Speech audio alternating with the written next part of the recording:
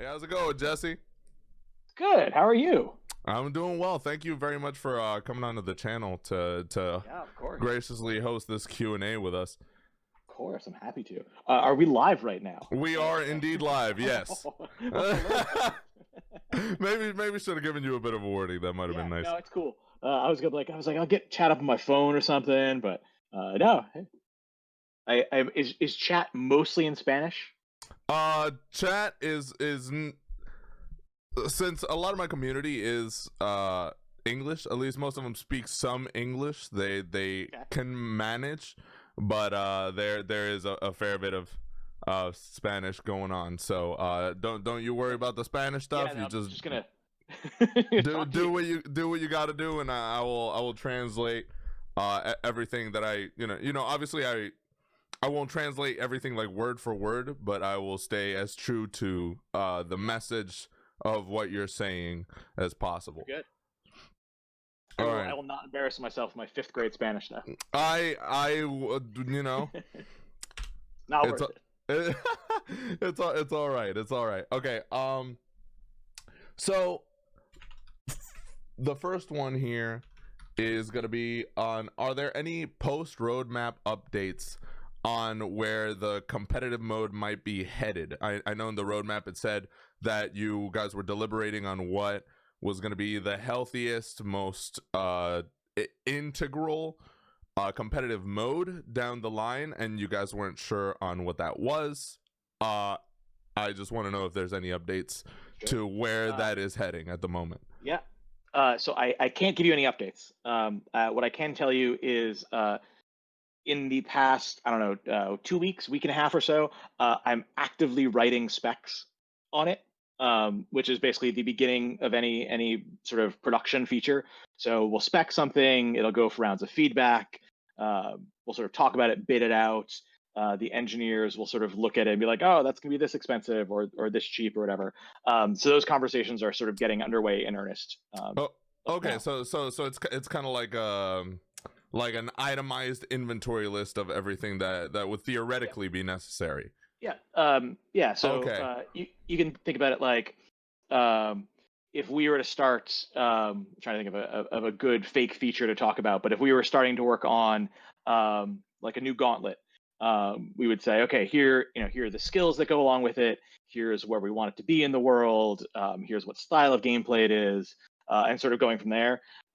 With competitive and ranked, um, there's a whole conversation there about competitive versus ranked. Um, Yeah. and Yeah, we're basically starting those conversations. There's a couple of specs that are kicking around, but it's still too early to sort of talk about any of that because they change a whole bunch. Okay. All right. Let me work my magic here.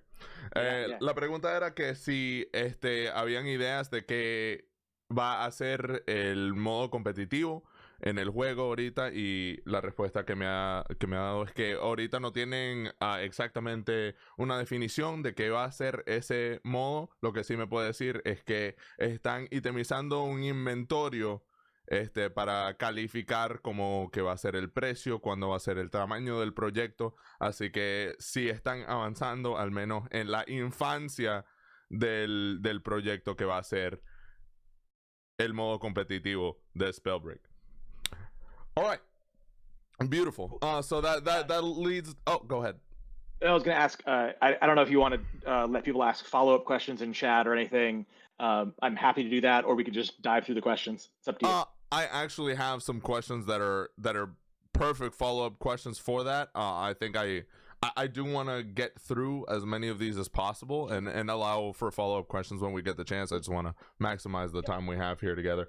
So, in terms of you talking about the difference between a competitive game mode and what a ranked game mode would be like, how important do you think it is to separate the competitive players from casual players in some way?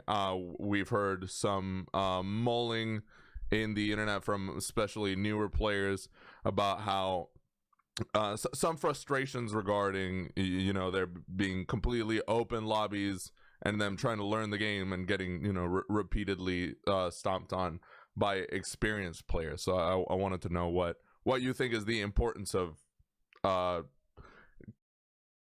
addressing that. Yeah, I think it is. I think it is an important thing to address. You certainly don't want to put a new player, a day one or a week one player, into the same lobby as a bunch of people that have been playing for 3 years, 4 years, 5 years down the road. Keeping those on sort of either separate matchmaking pools or if the competitive folks one day have a private server that they can run their scrims on, then that's fantastic. That helps a lot with that. But certainly from the get-go, you do not want to drop a new player in with a bunch of people that have been playing for even weeks, right? Yeah. The difference between a day one player and even a day seven player is potentially vast when you're learning the talents, you've unlocked all the talents, you know how to traverse the map versus like you figure out that you can levitate.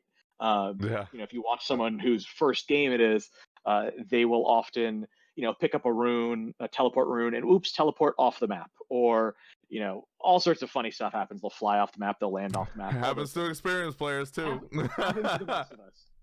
Mistime a jump over the fracture. It's a classic way to go. But yes, to your original question, it is important that we sort of give everybody the best experience possible. Is there anything you can say as to what tangible steps might be taken, whether in the near or far future, towards that end? Nothing concrete. So generally, I will try not to say anything that I'm not like 80% sure of. Yeah, for sure. And like we're still talking about it. There's a couple of initiatives underway. Literally, I just as we were talking, I got an email flashed up that was sort of about something related to this. So yeah, it's under active discussion. We've got resources that we're using against it, but I can't say anything about it right now. I understand that. Honestly, the purpose of that, at least for me, is knowing that it is known and it is an importance to you guys, and that there's active action being taken towards figuring that out in the most reasonable way. Yeah. Just so we know at least that there's something to expect. That goes a long way for us, I think. I think it's important too. It's not just that you want the sort of newer players to have a smooth on-ramp into the game. You also want the experienced players to have interesting matches and Definitely. not just be in like I'm a level 42 in a pool of level 3s. Yeah. And be like, oh, that's not satisfying actually. Some of us feel a little bad about it sometimes. But here, let me go ahead and address our Hispanic audience here. La pregunta fue que qué importante pensaban en el equipo de desarrolladores, que es separar los jugadores competitivos que han jugado por varios años, y separarlos de el campo más casual, de la gente que solo ha empezado, que eso ha sido una frustración de muchos jugadores empezando. Y aunque no me puede dar algo concreto de que están haciendo o un tiempo en donde lo van a hacer, sí están deliberando, y es algo con una gran importancia internamente, que están tratando de avanzar y hacer pasos para remediar eso lo más pronto posible. Así que esperen que eso es algo que está viniendo lo más pronto que puedan. Okay. Beautiful. I think there was another thing that you mentioned was in terms of something being in the kind of itemization inventory step of development. So another thing that we are very curious about in terms of this whole pipeline of just so people can understand and be more patient about this whole development process from idea to inception, is how long typically, obviously this varies from project to project, but typically how long does an idea take to go from the design stage to an actual development? I think it vastly depends on the feature. So say today, if I wanted to change the name of a rune or something in the game, and I wanted to push that to all the platforms, it would take me a minute or 2 minutes to actually change the name, then that gets pushed into the game. There's a build process, so all of the game assets and binaries get compiled together. QA would then test that to make sure that me changing a name of an item here did not cause, I don't know what it could cause, but it could cause something to happen That's down the fair. line. Yeah. We would, depending on the feature, sort of do more or less testing. In the case of a name change, you don't need much. And then we would submit it to the various platforms, Epic, Nintendo, PlayStation, Xbox, for certification is what it's called. Yeah. And so when things go through cert, the platform holders are making sure there's no, big crashes, no big bugs, that adheres to all of their guidelines and sort of requirements. And that can take, I don't know, a week or two, depending. So even if I wanted to change a string table today, you're still looking at about 2 weeks before it can get pushed out. Yeah. It changes a whole bunch if some stuff we have on the server. So if I want to change, I don't have a great example, but like matchmaking, we've done a bunch of changes with while the game is live effectively, and it goes down for 5 minutes or something like that. Those are pretty good changes to push. If we wanted to build a new rune, for example, from design to sort of pushing it out with final art and assets and everything, it might be up to 3 months. Okay. Just purely like no holdups, purely just grinding through every step would still take a whole 3-month process. So when you think about it, so let's I don't know if it's probably not worth it to do a whole thought exercise right now, but it's kind of funny. So say you and I want to do like a grappling rune or something like that. Yeah. And we talk about it for a day, and we're like, oh yeah, grappling rune sounds great, let's try it. We put it in. It takes like a week to prototype, say, for a coder to sort of get it up and running. We put it in, we're like, the way it swings doesn't work quite right, or the way it targets isn't the greatest. Let's do some iteration there, and so your prototype takes between 1 and 2 weeks just to get it feeling right. And then you want to say, now it needs art and sound and animation and all these other things. And you don't want to start those necessarily before the prototype is finalized. Yeah. Because if you fire it up versus out versus down, the animation could change, or you could decide the cast time is different or something like that. And so all these pieces have to line up right. Yeah. And so even if we did everything perfectly, like from day one, you're still looking at like a month, 6 weeks or so between idea and getting a build out to the players. Beautiful. Okay, I will try to make that as succinct as possible. No, it's okay. I completely understand, and honestly, most of the Hispanic audience has some amount of functional English, so they're not completely out of it. I just want to make sure that they understand the message of what you're saying. Así que la pregunta en este caso fue que de el tiempo de incepción de una idea hasta el desarrollo del diseño en el juego, ¿cuánto podría tomar ese proceso? Y la respuesta en este caso siendo que depende, obviamente varía mucho dependiente del tamaño de ese cambio, del tamaño del diseño, pero típicamente puede tomar desde 2 semanas hasta como 3 meses, depende si estamos hablando de cambiando nombres, algo bien básico, a cambiando algo que existe ya en un modo relativamente estable en el juego, a creando un modo entero nuevo. Así que depende de esos diferentes tamaños de proyectos. Podría tomar 2 semanas a 1 mes hasta 3 meses para algo totalmente nuevo, para saber en qué tiempo podemos expectar nuevas adiciones al juego. And we did have a little spur of the moment question here that is something that I thought about once. And it is relating to the hollow skin. As always, it does have to come up. It always comes back. Yeah, because in the proletariat stream, y'all are gracious enough to be giving away hollow skins pretty regularly, and those are directed particularly at an English speaking audience, obviously, because everyone on the team is an English speaker to my knowledge. So that speak other languages, but yeah.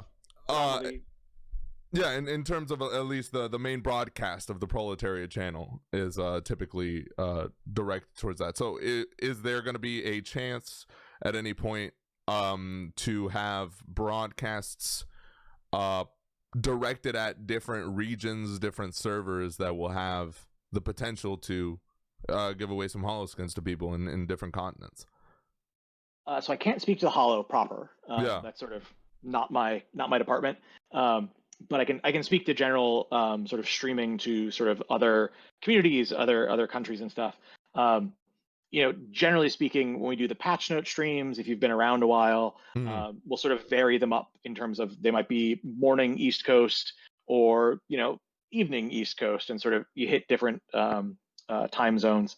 I'm happy to jump into anybody's streams if they can provide translations. I think we've got a couple of different employees who, there's a couple that speak Japanese, a couple that speak Portuguese, a couple that speak, various European languages.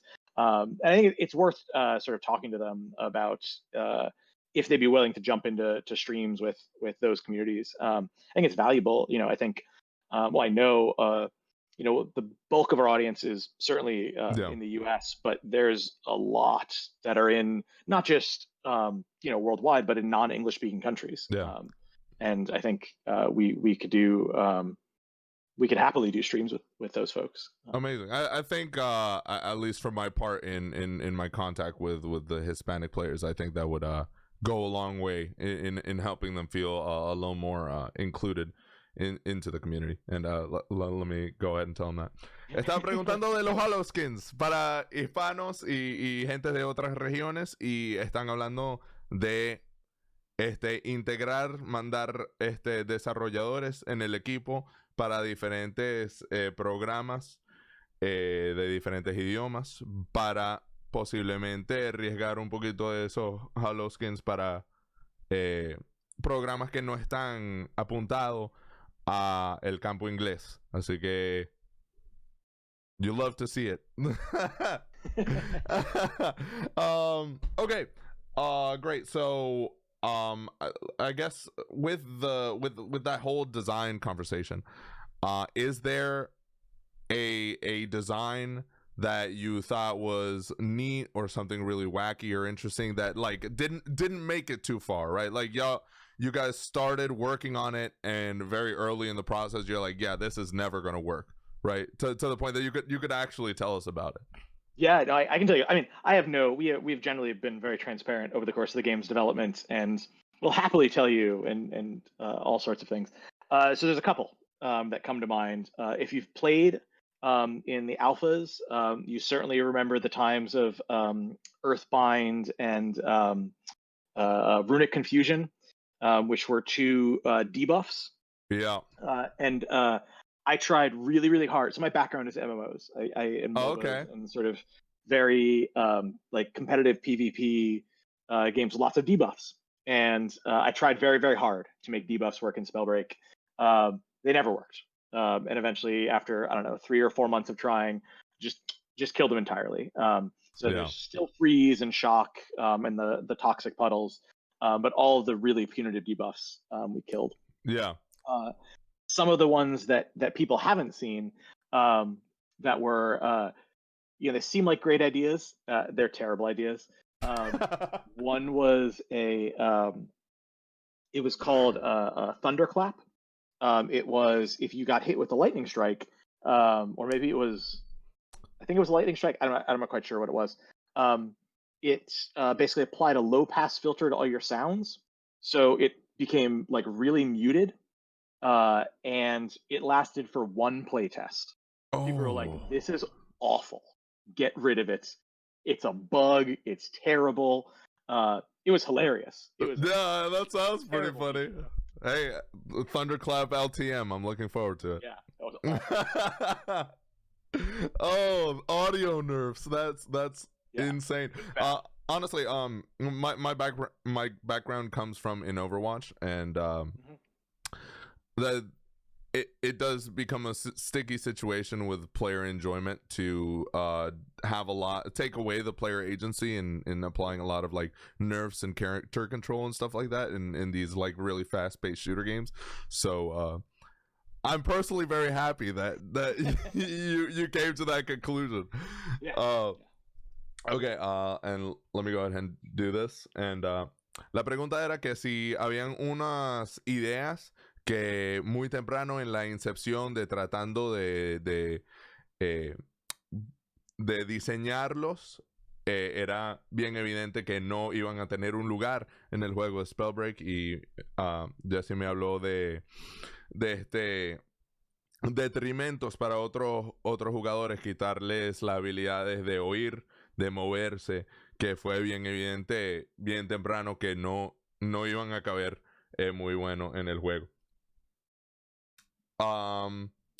Okay, I guess we can knock this one out pretty fast.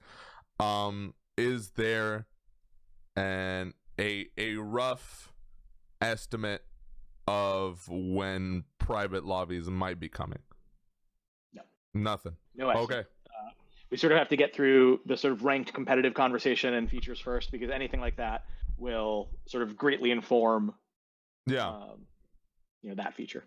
Okay. And that actually moves me into we know that the Clash mode is coming out very soon.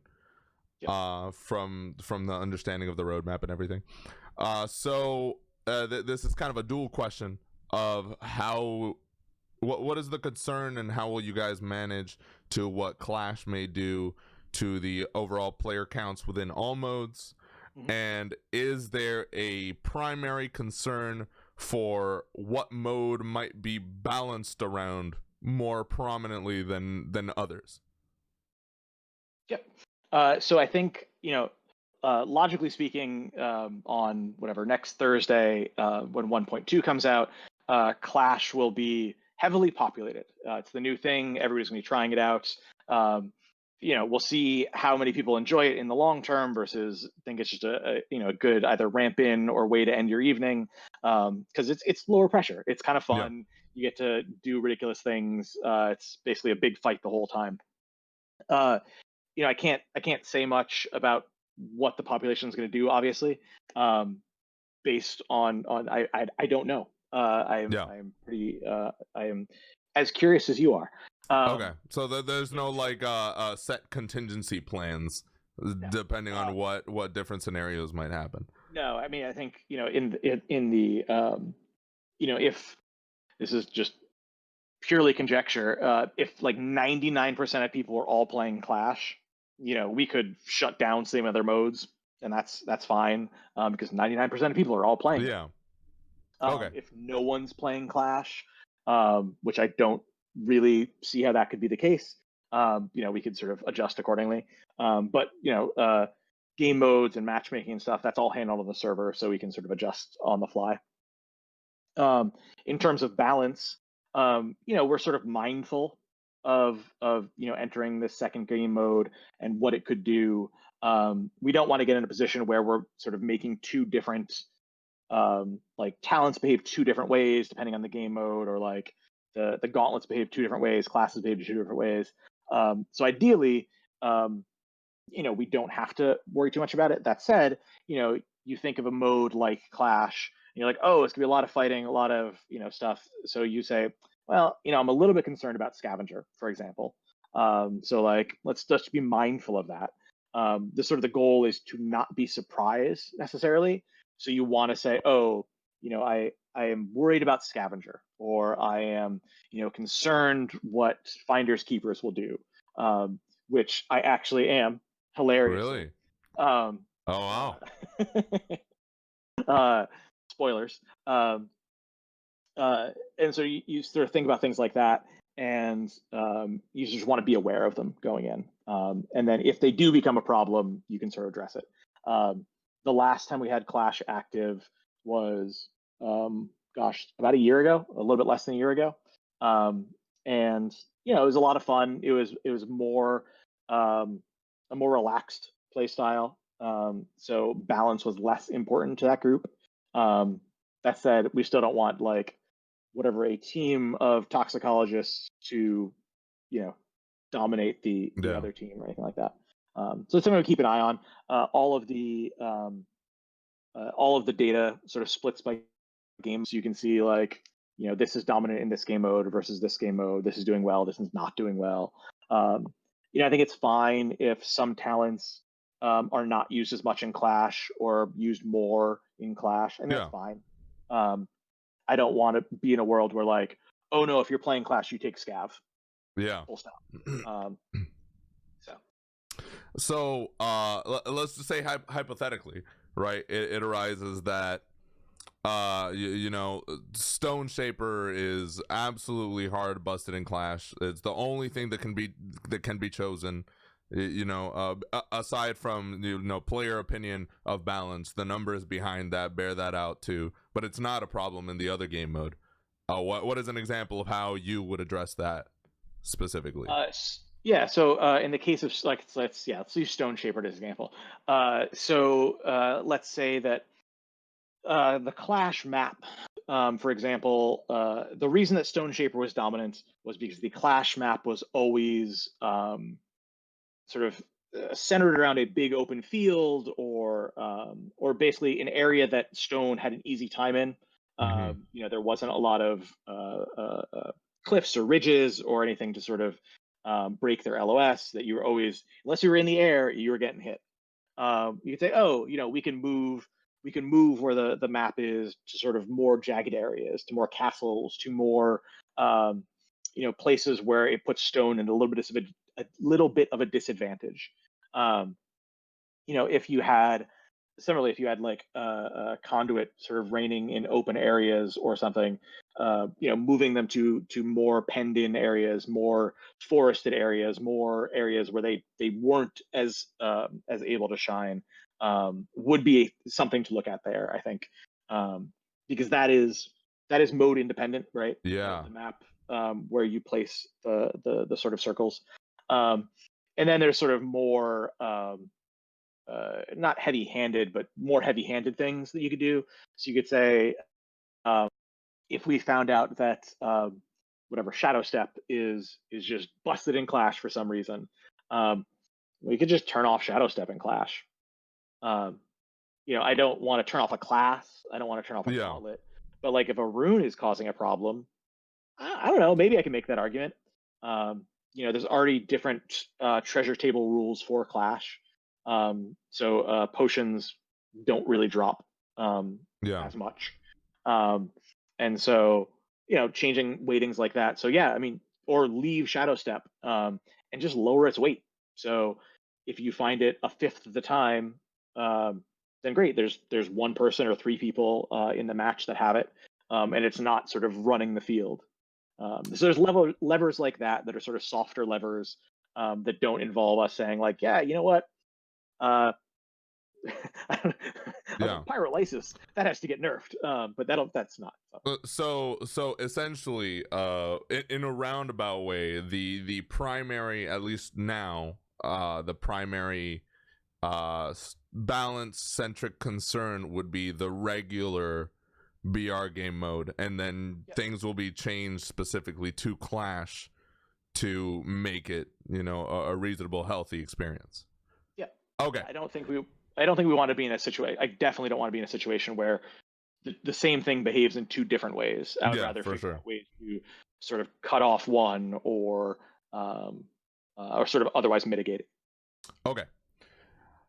Así que en este caso la pregunta es con el nuevo modo que está viniendo, que es el 9 contra 9 Team Deathmatch, ¿qué es la filosofía de cómo van a hacer el balance del juego específicamente para eso? Y la respuesta es que obviamente no quieren quebrar cómo el balance del juego funciona entre modos, así que si por ejemplo una clase está, como la clase de piedra, está dominando ese nuevo modo porque las áreas son muy planas, entonces van a cambiar el mapa, van a cambiar cosas que son específicamente en el modo, en vez de cambiar los valores numéricos de las clases que están causando problemas en esos modos, y si es una runa o algo de esa forma que está causando problemas, que no es imposible que solo apaguen esa runa para asegurar la integridad competitiva de ese modo sin cambiar algo y hacer dos diferentes metas, esencialmente. Okay, beautiful. And let's see. We'll probably have time for one or two more questions here. Yeah, I got like 20 minutes left. Oh, okay, beautiful. Okay, we have a little more time than I expected. That's awesome. Okay, is there going to be a rebalancing coming up in this coming patch, either in general or to accommodate the new talents? So there's a number of changes to talents coming in whatever we can change. There's obviously new talents, and then a bunch of the existing talents are going to change. Some in functionality, some in cost. But yeah, so there's going to be some reworks there. Generally speaking, and sort of longtime players will have noticed this pattern. We try not to rebalance multiple things at the same time. So if we rebalance talents, we sort of rebalance talents. If we rebalance a class, we'll rebalance a couple classes. If we rebalance some gauntlets, we'll rebalance some gauntlets. And the reason is you don't want to sort of rebalance, a number of things at the same time, because then it becomes very difficult to see what you've done. Whereas if you say, okay, we're going to rebalance this class and this class, these two classes, because this one's too strong, this one's too weak, and you let that happen. If you did that at the same time as rebalancing talents, if one of the talents I changed or one of the runes I changed happens to now, greatly benefit or weaken a class, it's hard to tell what you've done necessarily. Yeah. And it's hard to tell what happens if you continue to make changes. And so, we're adding 3 talents that are, 2 of them are especially game changing. And even just doing that, it's like, oh, that's going to change the landscape. And then, combine that with the other talent changes that are happening. Like I said, Finders Keepers, it's going to be a thing. Really? I'm interested to know what that looks like. That's not a possibility I've taken into consideration. No one expects Finders Keepers to be good. One day. You heard it here first, folks. Invest. Stonks. Okay. Así que la pregunta en este caso fue que en el próximo patch que está viniendo, que si hay consideraciones de cómo van a rebalancear el juego para acomodar los nuevos talentos o solo en total.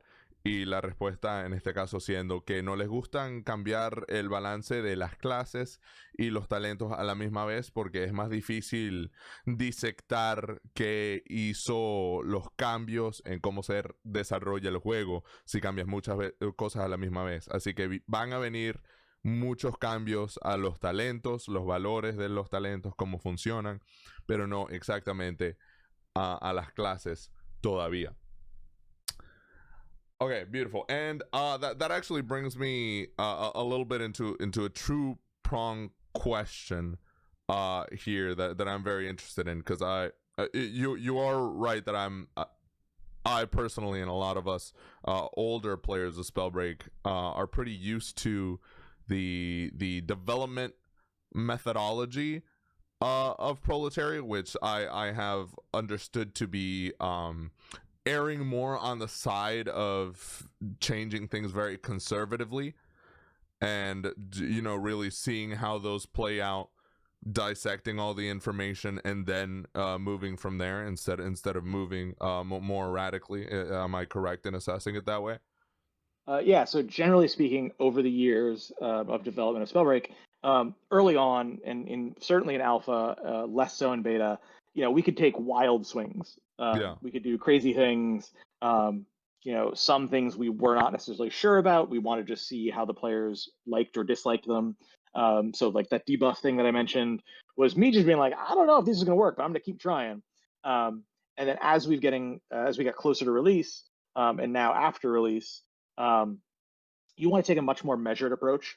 So I don't want to just say, you know what, Tempest is no longer about being in the air. Tempest is now about, you know, dashing horizontally, and so we greatly buff the horizontal wind movement and super reduce the vertical wind movement.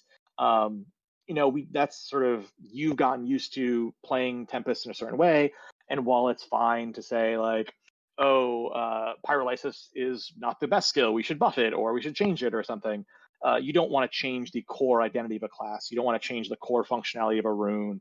The talent changes that I've mentioned, nothing's going to fundamentally change. They're going to be different. The numbers are going to get tweaked or whatever. But you're not going to be like, oh, it's completely different now. Finders Keepers now is just massively, completely. We have to think about it in a whole new way. So in that regard, you don't want to take massive swings. Okay. So sorry, go ahead. Good.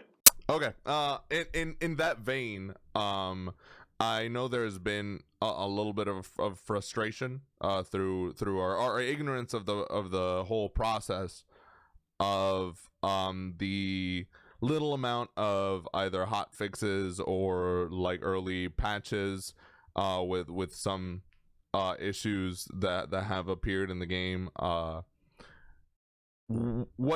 do you say that more conservative approach goes through the process of having to deal with all these different console companies? If you could run us through that process, Yeah. so we can understand more fully what goes into that process, why it might take longer than we might want.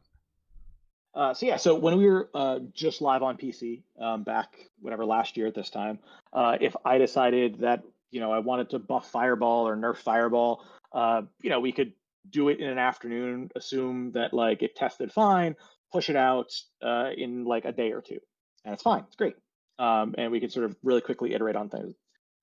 Now it's much harder when you have 4 platforms. They all have different requirements around them, and you have to be much more thoughtful with how you're doing that. We're making changes to our process to be aware of this. So, for example, not anytime soon, but in the not too distant future, we will be moving a bunch of information server side, and so we can basically say, hey, you know what? We need to change this thing. We can change it on the server, not on the clients. It'll download to the clients or whatever. And sort of that will free up a bunch of, it'll free us up to do more stuff. That's not a short-term thing. Yeah. But seeing how we have to work with the different platforms, and sort of if there's a bug on one platform that crashes, we have to be good at being able to deploy a patch to that one platform without sort of destabilizing our whole our production. So if I wanted to, buff Fireball today, it would be a process. And so you sort of want to do the measure twice, cut once, where you sort of want to be sure of a change. You want to sort of get buy-in from both QA, external testers, sort of everybody you can, to make sure you're making the right decision, because the cost is high. That's really big for me personally. I don't think that question's been answered, and honestly, that's been a bit of a concern of mine, knowing how carefully you guys go around balancing and seeing the tangible, at least the reverberations of the impact, even if I didn't know what exactly went into the process of like understanding the usual pace and how that has slowed down to some degree. So the fact that y'all have already jumped on that and have calculated a decision. Whether that is, far down the line, actually is really nice for me personally. So thank you for clearing that up. Yeah. I think we sort of intellectually knew it was going to be a thing. But when you sort of are faced with we have this bug on this one platform, or I want to tweak this thing in balance or whatever, and you're like, oh, that's going to actually be a pretty significant cost. Can it wait till 1.2? Yeah. You're like, yeah, it can probably wait, or no, it can't wait. And so there was a bunch of stuff that went into 1.1. 1.1 originally was supposed to have, I'm not going to get the numbers right, but it was supposed to have like a few dozen fixes. And then it ballooned up to more than 100. Yeah. And so because we were always like, oh, this has to go in, this has to go in, this has to go in. So yeah, it's been a learning process for us too, no doubt. Okay. All right. Let's do the magic here. Así que la pregunta en este caso fue que la metodología de desarrollo de la compañía de Proletariat es bien conservativa. Usualmente hacen un cambio y tratan de ver los efectos de ese cambio antes de saltar a hacer más cambios. Y hemos visto en empujar a sacar el juego en todas las plataformas, que está en PlayStation, en Xbox y en el Switch, que eso se ha adelantado un poquito, y cómo esa combinación de esa metodología conservativa y el adelantamiento de las compañías de videojuegos se combinan a adelantar el proceso y pegarlo mucho. Así que están desarrollando, y esto no va a ser a lo corto, va a ser un proceso mucho más largo, pero están poniendo mucho más información en el lado del servidor en vez de el lado del desarrollo, para que si eventualmente sale un problema o una falta de balance en una mecánica en el juego, lo pueden cambiar en el lado del servidor en vez de tener que empujar un patch por todo el proceso de esas compañías para hacer ese proceso más rápido en el futuro. Beautiful. Okay, so one more thing I just want to sort of mention in there. Okay. On the back end of that, sort of for as frustrating it is for the players to see sort of slow movement or no movement in some cases, it's just as sort of frustrating for us when you're like, oh, I could fix that, that one issue. It's already on my machine. Can we get it into the next build? And we're like, no, we can't, because if it goes in tomorrow, it's going to cause this massive chain reaction. And sorry, can it wait, please? And so there's a lot of hard discussions that we end up having with our internal team, with our sort of partners. It's real hard making games. Sí. Me estaba diciendo que esa frustración están compartidos por el equipo también, que tienen los cambios directamente en sus máquinas, en sus computadoras, y la frustración de no poder empujar ese cambio tan rápido como quieren. Así que todos estamos aquí juntos en ese bote. Oh, that's great to hear, and I figured it was that way. Even not knowing the whole process, I figured there was a fair bit of red tape involved with dealing with a lot of different companies' processes. I'm sure those are also not uniform. Yeah. Going through everybody's it. got a different way to do it. Yeah. Navigate them all is a challenge. Okay. So another question is, are there going to be seasonal map updates? I know you guys have talked about how there's going to be seasonal skins that are going to be not canon, seasonal cosmetics of all different kinds, but I'm wondering if those are going to transfer to the map, and in that vein is when we might expect, or if you are currently looking at other map updates, or maybe a gameplay difference to the regular BR mode, whether that be like consumable breakable chests, or instead of the storm closing in all in a concentric point, that it like might move around, or something of that nature to change the feel of the game mode we already have. I'm just going to say yes to that. You can see, I think it was there was a teaser video that we did. I think it was in PAX, the PAX panel, that you saw some of the Halloween stuff, but also you saw a couple of flashes of maps Yeah. that did not look like what you have now. Hmm. And we've I think you've probably seen, maybe you haven't seen it, but we've definitely shown sort of different experiments we've done over the years with barrels that burn, or stuff like that, that's sort of interactive ambient objects. Yeah. um, I don't have anything concrete to tell you right now, but once we start the chapter 1 teasers, there might be stuff in there. Okay. That's honestly more than I expected. So that's a definite yes on the seasonal map stuff, right? I wouldn't call it seasonal, but I think the map will change over time. Okay. All right, I understand that. Ok, la pregunta en este caso fue que si van a haber cambios al mapa en temporadas. Ya han confirmado que van a haber diferentes temporadas de skins, de cosméticos. Así que si van a agregar esa filosofía a diferentes cosméticos que te pueden poner en tu jugador. Y parece que sí. No, la respuesta no es tan concreta, pero también van a agregar diferentes cambios a cómo se desarrolla el juego del modo que tenemos ahorita, que están jugando con diferentes interactivos ambientes que pueden cambiar cómo el modo que tenemos ahorita se desarrolla, y que hay diferentes cambios como esos viniendo en el futuro. Okay. It's pretty funny because, so to that question, I saw a whole bunch of stuff today that I can't talk about. Oh. Okay. All right. Well, I'm excited. Very excited about the future. And also, I do want to add that at least from a community member standpoint, the decision to make the prologue battle pass a free addition to the game is amazing, and we really appreciate that as much as obviously it's a business and you have to make a profit. The fact that you guys chose to do that is really amazing from us. So thank you on behalf of the community.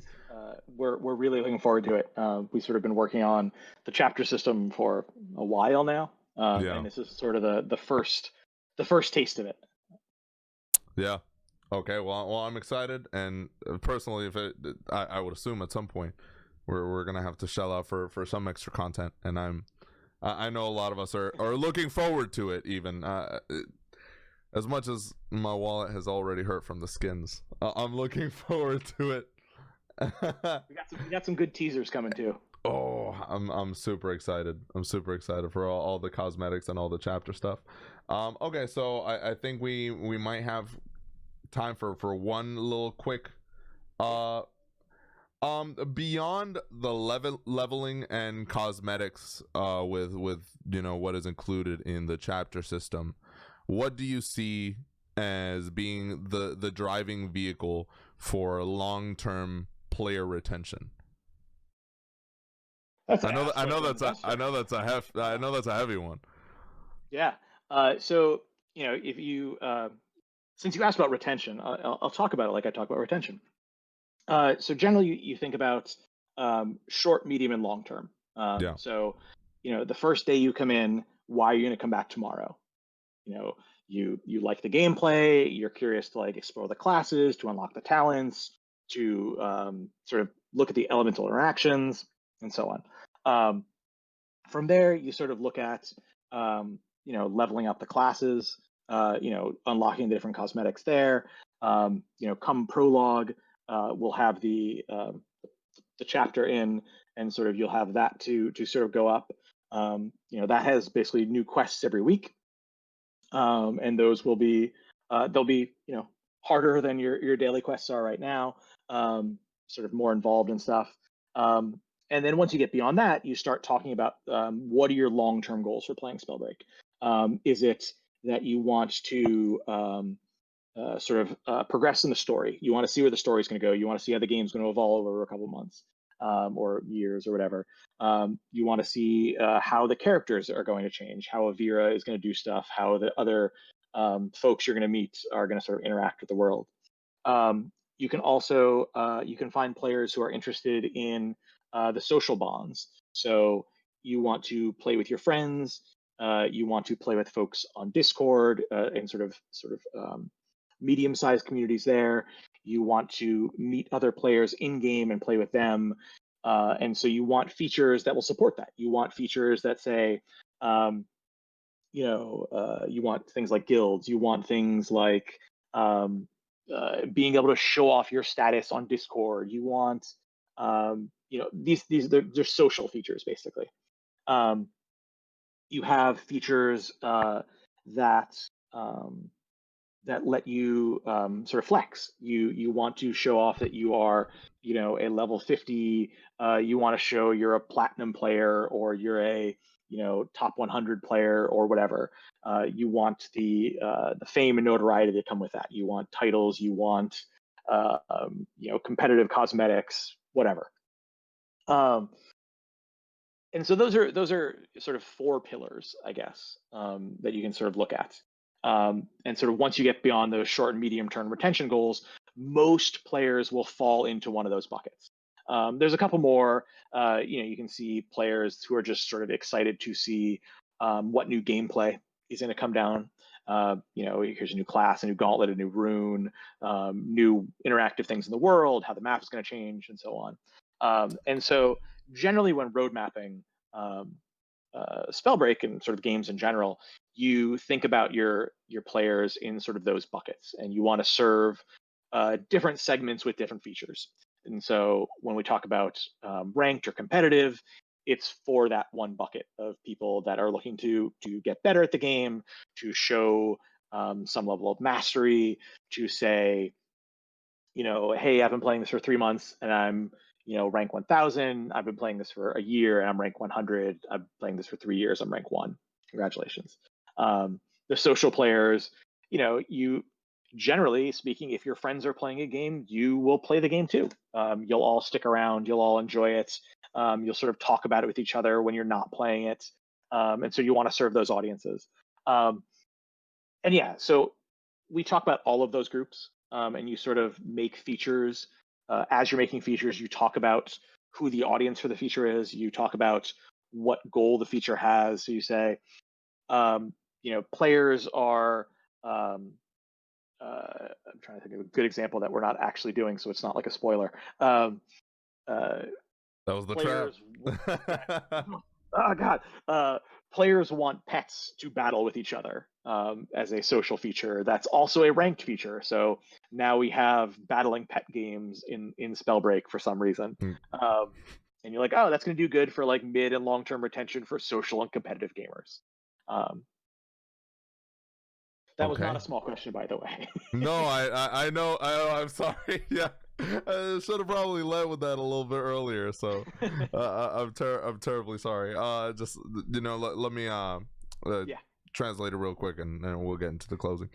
La pregunta es que cómo ven después de solo los niveles y los cosméticos, qué es el vehículo para manejar la retención de jugadores en el juego, y la respuesta en este caso siendo que se dividen los jugadores en diferentes intenciones de qué trae ese jugador al juego, que sea un campo social, un campo competitivo, un campo de que quiere ver cómo se desarrolla la historia y desarrollando en conjunto diferentes modos y de diferente contenido para